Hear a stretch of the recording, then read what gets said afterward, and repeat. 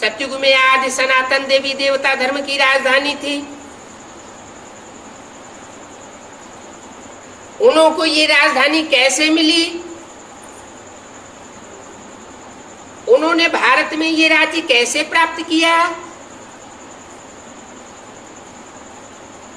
शास्त्र में दिखाया है, देवताओं दैत्यों की लड़ाई लगी तो भागवत, महाभारत, रामायण आदि शास्त्रों में जो भी बातें लिखी हुई हैं वो कहाँ की यादगार लिखी हुई है? जरूर संगम युग में ब्राह्मणों के ही दो वर्ग हुए, एक राक्षसी ब्राह्मण और दूसरे देवताई ब्राह्मण। उनको देव कहा गया, उनको दैत्य कहा गया।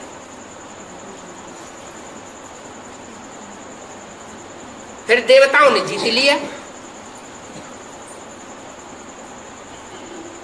अब देवताएं ज्यादा कमजोर होते हैं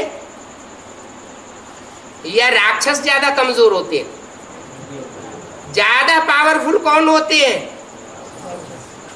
राक्षस ज्यादा पावरफुल होते हैं और देवताएं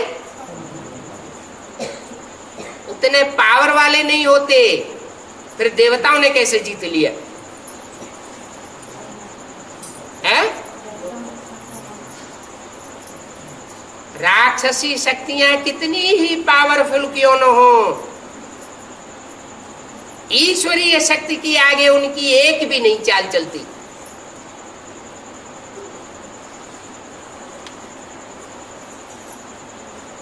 तो ईश्वरीय शक्ति देव आत्माओं को विजय दिलाती है। देवात्माएं कौन होती है? उनका खास धंधा क्या होता है?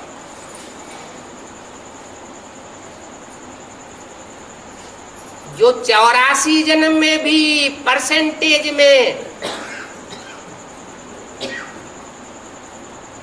दिखाई देता है,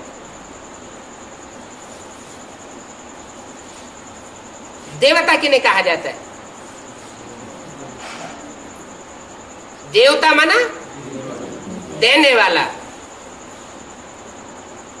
सुख देता है और सुख ही लेता है, न दुख। वाणी में क्या बताया, मुरली में क्या बताया स्लोगन? न दुख देना है न दुख लेना है। दुख देने वाले को भी देवता नहीं कहा जाता और दुख लेने वाले को भी देवता नहीं कहा जाता।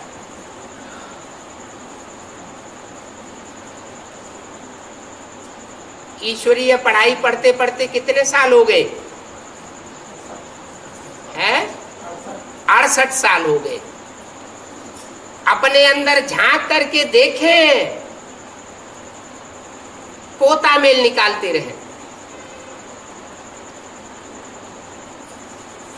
दुख देना नहीं है, दुख लेना नहीं है। इस स्लोगन को कहां तक धारण किया है?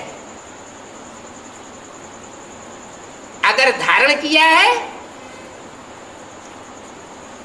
तो विजय ही विजय है। कहां बैठे हैं? विजय विहार में। तो विजय विहार में बैठने वालों को अब शूटिंग के इस लास्ट वर्ष में जीवन मुक्ति पद पर विजय पानी है। तो क्या करना है? मुख्य काम न दुख देना है न दुख लेना है। चाहे मनसा हो, चाहे वाचा हो और चाहे कर्मेंद्रियों से किसी प्रकार का दुख देना की बात हो।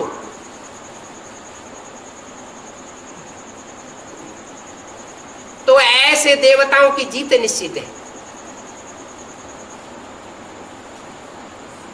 भले राक्षसी शक्तियां कितनी ही पावरफुल क्यों न हो, कितनी ही आतताई क्यों न हो, कितनी ही मनमानी करने वाली क्यों न हो, ईश्वरीय नियमों को कितना ही तोड़ने वाली क्यों न हो, उनको हार खानी पड़ेगी।